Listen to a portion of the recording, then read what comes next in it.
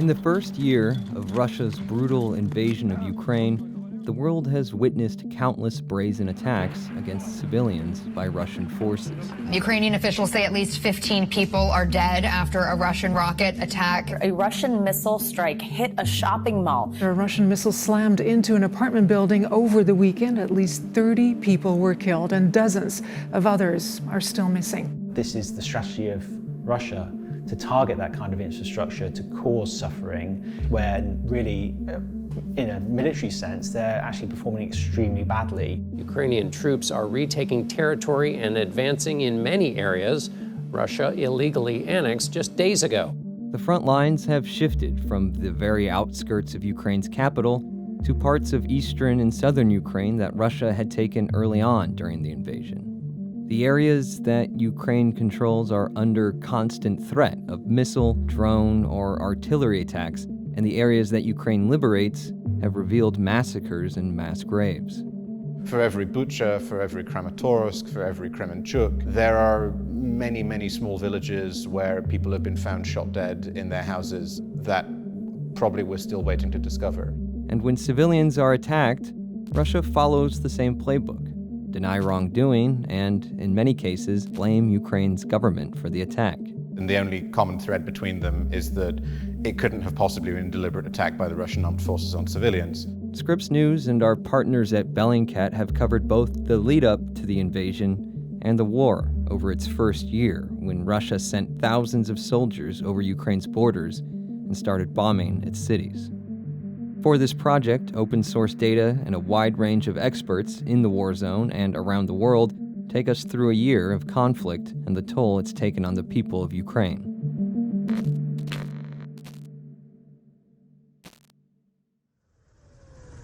Russia's invasion of Ukraine started off with a battle over the narrative. While amassing thousands of troops on Ukraine's border, Russia state media and pro-Russian outlets pushed stories that framed Ukraine as the aggressor, taking the initiative and attacking first. We also saw a lot of disinformation and fake information being put out of varying quality. Some of it was as simple as claims that had no real evidence to back them, but the most interesting ones were those claims that did have some sort of evidence. The Donetsk People's Republic put out a video before the invasion that showed what they claimed were saboteurs that were trying to attack chlorine gas tanks. But what it really showed was nothing of the sort. It was just a guy firing a gun, kind of rolling around with a body camera on. But that drew the attention of a lot of people on social media who started digging through those videos. Staging the supposed chlorine attack wasn't the only bit of disinformation to come out leading up to the invasion, though.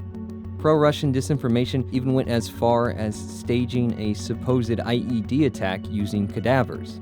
Upon closer examination, these videos and reports turned out to be provocations.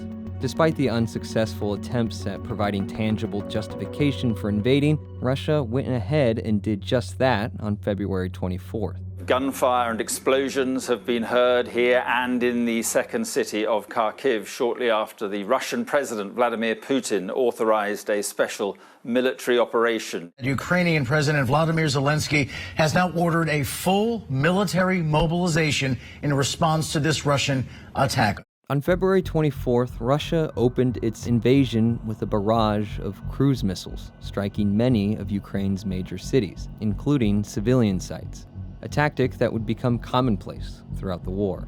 It was unprovoked, but this is what Russian President Vladimir Putin unleashed on Ukraine. Russian ground forces soon flowed in from the Russian, Belarusian, and Crimean borders, as well as from the Black Sea. One of the first places to face Russia's assault was the city of Kharkiv, Ukraine's second largest city. It's only about 20 or so miles from Ukraine's border with Russia. The city has seen some of the heaviest bombardment by Russian forces.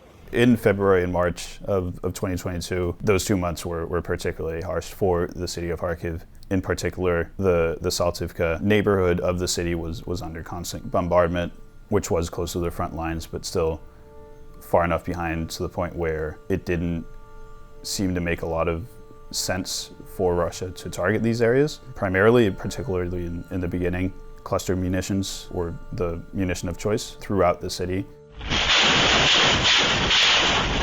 Cluster munitions have been a staple of Russian offensives throughout the conflict. Banned by more than 100 nations, the munitions are especially dangerous because the bomblets delivered by them don't always explode right away, meaning that they can cause more death and injury well after they're used. It's not just the submunitions that are dangerous either, especially when they're fired into densely populated areas. Downrange, the rocket engines would land after having detached from sort of the primary cargo section, and on multiple instances would strike civilians either in their homes or walking to a grocery store, standing in line somewhere, which can prove incredibly fatal, as these rocket engines are rather large and have about the diameter of a telephone pole. Using the visuals of where each section of a cluster munition landed, the cargo section, the submunitions, and the motor engine, we can find where they were fired from.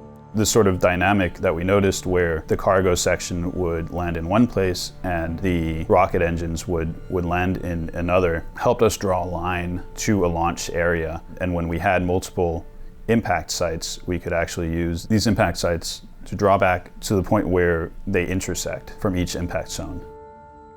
Scripps News and Bellingcat analyzed dozens of cluster munition strikes in Ukraine. In one instance, we geolocated the source of one attack in early April on the southern city of Mykolaiv. The attack, which was part of a bombing that reportedly killed 12 people and injured 41, hit a shopping area as well as a children's hospital. The area of Ukraine that the rockets originated from was controlled by Russia at the time of the attack. Cluster munitions are an inherently indiscriminate weapon, especially when used in urban areas, something that Russia has done consistently throughout the war. International human rights organizations have condemned their use by Russia. Open source imagery is replete with examples of their use in places with no military objective. Scripps News and Bellingcat have identified at least 6 different types of cluster munitions used by Russia, including guided munitions targeting cities. I think the motivations for civilian targeting by Russia is partly because they don't care about the consequences, they don't care about the people they're killing, and they're happy to destroy a city to capture it. I mean, we've seen that happen time and time again in the conflict. So really, I mean, they just don't care. It's as simple as that. Russia's offensive in the early months initially saw some success, with large parts of Ukraine's territory quickly falling under the control of Russia's military. But the larger cities caught up in the northeastern offensive held out, and Russia hit a wall when it attempted to take Ukraine's capital, Kyiv. The stalled offensive dramatically increased the danger for civilians living near the front lines in Kyiv's outskirts. Even humanitarian corridors meant to allow civilians to flee to safety weren't immune from the threat of shelling. They've been under bombardment in Irpin for days, and they're not safe now, even as they try to leave. The shelling has been continuing. Также общалась с докторами, которые мне привели случаи уже смертей детей, когда им поступали мертвые дети. Они погибли от ранения. Это в основном были дети из Бучи, Ирпеня и Киевской области. This is Kristina Berdinsky, a freelance Ukrainian journalist who's traveled throughout Ukraine to cover the invasion. She was also one of the many journalists to cover Russia's strategic withdrawal from the outskirts of Kyiv.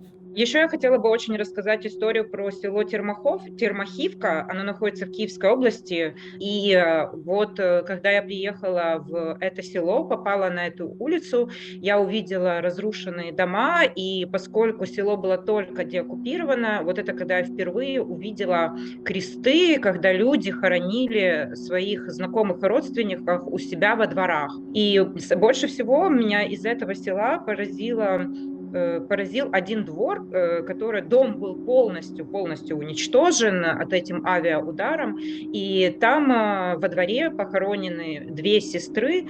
Люди были рождены еще до Второй мировой войны, а погибли вот сейчас. Наверняка эти женщины пожилые. Berdinsky was in Bucha after Russia withdrew from Kyiv. It was there that she witnessed what Russia had done before withdrawing. Но самое ужасное то, что я увидела во время поездки в Бучу, и это видели тоже сотни журналистов, мы увидели 6 тел, и они были просто сожжены. The United Nations has documented at least 73 civilians killed in Bucha in the first full month of the war, and they're working to confirm an additional 105 alleged killings. The Ukrainian government estimates there were hundreds more killed by Russia. When images of the body-littered streets of Bucha emerged, Russia responded by attempting to deflect blame. It was another situation where the open-source evidence proved Russia wrong. You had claims from the Ukrainians as they entered the town that they were finding these bodies, but then counterclaims coming from Russia that the Ukrainians themselves had placed the bodies there, or that they were there because of Ukrainian shelling. And very quickly it was possible to show that wasn't true, because we could get satellite imagery that showed the bodies on the streets weeks before the Ukrainian forces entered the city. We also eventually had drone footage that showed the bodies on the ground, and even in one incident showing Russian forces firing at one of the people who ended up as one of these bodies on the ground. So by piecing all this different information together, you get this clarity. You can understand what's actually happening on the ground in Ukraine, despite really blatant falsehoods coming from the Russian Federation. Despite Russia's withdrawal from northeastern Ukraine, fighting continued in the country's far eastern Donbass region.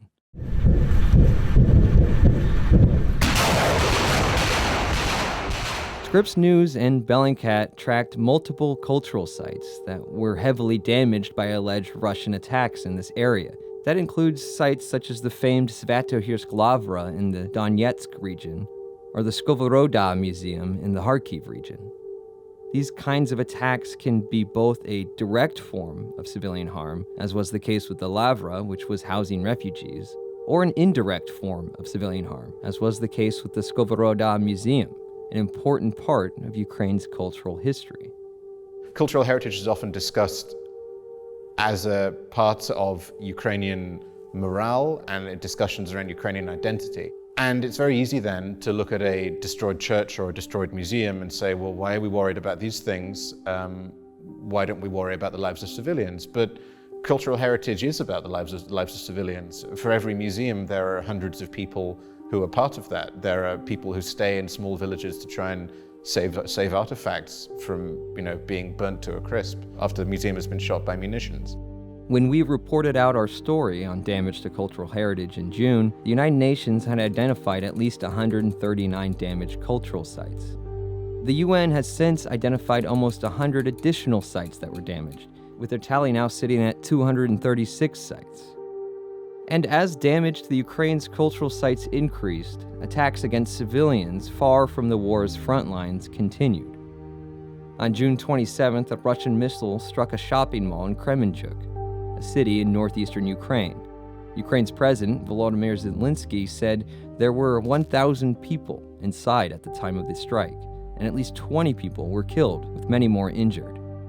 While Russia took credit for the attack, a similar pattern of disinformation followed.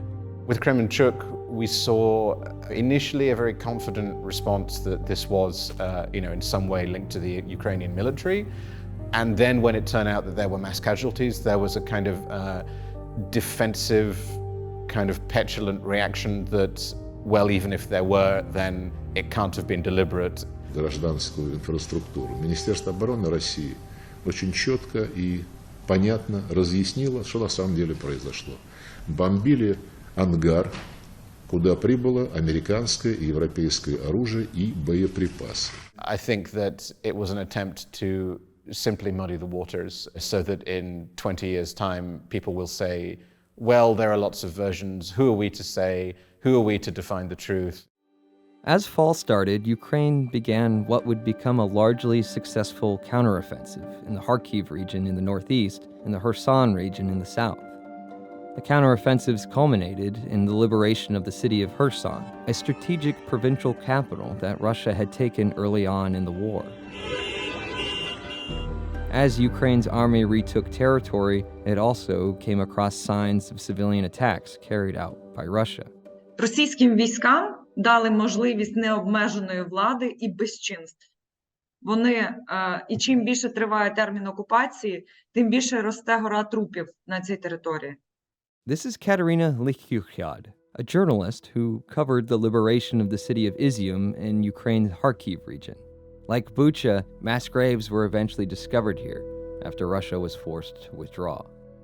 І тоді для суспільства стало зрозуміло, що ми маємо другу Бучу. Коли я приїхала в Ізюм особисто, я зрозуміла, що це, можливо, масштаби більші, ніж Буча. Окупація – це дуже потворна річ, її дуже складно описати. Якщо її можна було би передати на дотик, то це щось дуже липке і неприємне. Сусіди закладали сусідів, здавали за банку тушонки. Ukraine didn't have much time to celebrate the successful counteroffensive.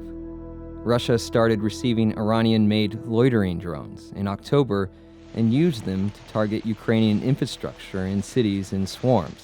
Спільними силами ми неодмінно будемо підрізати крила всім металевим потворам, скільки би і звідки би їх не летіло в напрямку України. Scripps News and Bellingcat have documented at least 30 incidents involving these drones using open-source material, though there have been many more such attacks. Ukraine's Air Command has claimed to have downed more than 400 since September. While attacks with Iranian-made drones could serve as evidence that Russia is becoming desperate enough to use new weapons to achieve its military goals, it also serves as a reminder that Russia will continue fighting with whatever it has on hand. Есть тоже ощущение, что жизнь в Украине – это лотерейный билет. То есть ты можешь выйти из дома и не вернуться. If Russia is running out of guided cruise missiles, that shortage is yet to be seen in the constant targeting of Ukraine's major cities. Nearing the one-year mark of the war, a deadly attack in the city of Dnipro left more than 40 people dead. Katerina Malofievia, a Ukrainian freelance journalist, says it served as a reminder that complete safety is still beyond the reach of most Ukrainians. So you can be at home or you can just walk outside and you still can die or be injured. It shows us that everyone in Ukraine can be affected by this war, and there is no guarantee. Everyone is tired. It's extremely hard to work now everywhere, on a front line or with the politicians. It's hard to ask for an interview at the moment because you can feel that the society has a fatigue of war. When the war started in February of 2022, Bellingcat launched something called the Global Authentication Project. Its goal? To track civilian harm during the war using open-source imagery. The Global Authentication Project is Bellingcat's formalized volunteer community, and people can be from any sort of background. You know, you can be an English professor, but you can also be someone who's worked in journalism. The project was meant to launch in March, but when Russia began their invasion in late February, Hannah and the team pushed ahead with an earlier launch so they could cover as much of the war as possible. The GAP is working to authenticate and geolocate these incidences of harm to civilians, so placing where these things happened on the map. This kind of tracking is going to remain important as long as the conflict continues, including whenever Ukraine eventually reaches the part of their country that's been occupied by Russian-backed forces since 2014. Bellingcat has already started using this kind of data gathered in other conflicts like Yemen to work with lawyers on accountability for potential war crimes. It's really inevitable as the conflict continues that we are going to see civilian harm. What has changed a lot now is Russia is really on the back foot at the moment. Currently, Ukraine and Russia are still really fighting over what was very recently Ukrainian territory. But when they start reaching the territory of the Luhansk People's Republic and the Donetsk People's Republic, and hopefully Crimea as well, they've been under the control effectively of Russia for the past 8 years. And what will the Ukrainian forces do then? Our hope is obviously that there won't be the same level of destruction, but it's still a war. And I think it's still very important to closely observe the actions of both sides, not just one side in this conflict. Bellingcat's GAP has tracked more than 1,700 incidents so far. Just over 200 of those are incidents targeting healthcare facilities or schools. And this is just a snapshot of the larger number of civilian casualties in the war as a whole, including the many more smaller scale attacks that have not been captured in open source imagery. Despite all of the evidence of attacks on civilians across Ukraine, accountability will be difficult to achieve. Like in any war, whether soldiers or commanding officers will be held responsible for human rights violations largely depends on the outcome of the conflict. Philippe Sands, one of the world's leading international lawyers and an author who wrote a book on the men who defined genocide and crimes against humanity, argues that a special tribunal on the crime of aggression is the best option. The thing that is different about the crime of aggression is that it's a leadership crime. It's really only the people who are involved in the decision to wage the war initially and to continue it who are caught by it. So Mr. Putin, Mr. Lavrov, Mr. Shoigu, the defense minister, the most senior folk at the FSB, the intelligence services, the most senior folk in the military, and then the money men and women, those who are actually paying, they also, as at Nuremberg, will be in the frame. Punishing a crime of aggression may not be the standard international law approach in a case like Russia's. Many experts might instead turn to the International Criminal Court and crimes against humanity, war crimes, or even genocide. And while that court could play a major role in any effort to hold Russia accountable, Sands says there's a different path to reaching Russia's top leadership. This is about getting to the top table. And getting to the top table is about focusing on the crime of aggression. The other crimes may get you there, but they won't get you there with any degree of certitude. This is the only one that leads straight to Mr. Putin and his circle.